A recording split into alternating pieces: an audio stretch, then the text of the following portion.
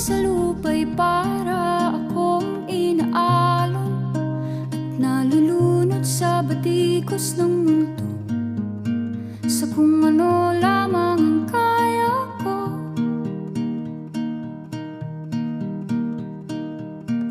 Bigang-biga na sa mga problemang di masolusyonan agad, parang wala nang bukas.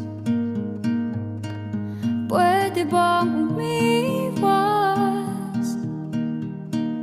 Hinahanap ang sarili, ngunit di nakakayanan sa ligaw na dinadaanan ko.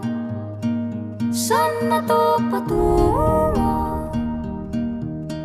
Saan ako patungo? Dahan-dahan